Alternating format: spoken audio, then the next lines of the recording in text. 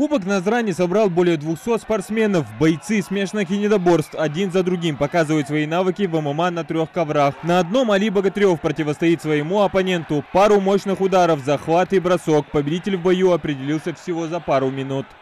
Мне не показался бой сложным. Я готовился к победе, вот и победил. Параллельно, кто сильнее, доказывают бойцы из соседних республик. Весовая категория 65 килограмм, возрастная 17 лет. Юсуп Мирзаев из Дагестана бьется с соперником из Чечни. Юсуп действует осторожно, отражая атаки оппонента. Всего несколько секунд, и противник допускает ошибку. Дагестанец не упускает момента и берет верх на ковре.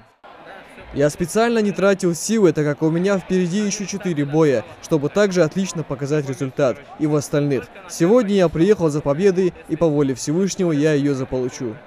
Пока одни сражаются за победу, в других весовых и возрастных категориях уже определили победителей. Ахмед Аздоев в весе 52 килограмма и возрастной категории 15 лет одержал победу над своими соперниками. Он в 3-й раз участвует в соревнованиях такого уровня.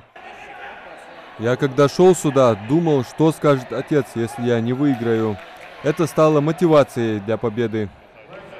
Каждый из спортсменов сегодня смог не только побороться за призовое место, но и набраться опыта друг у друга в ММА. На Кубок Назрани съехались бойцы со всего Северо-Кавказского округа. Соревнования проходят в 5 возрастных категориях и порядка 45 весовых. На таком турнире мы получим хороший опыт от соседних республик и от наших самих спортсменов, которые взаимодействуют. В турнире разыгрывают 135 медалей, но самая главная награда для спортсмена – это реальная оценка своих сил и способностей. Адам Гулоев, Магомед Белакиев, Новости 24.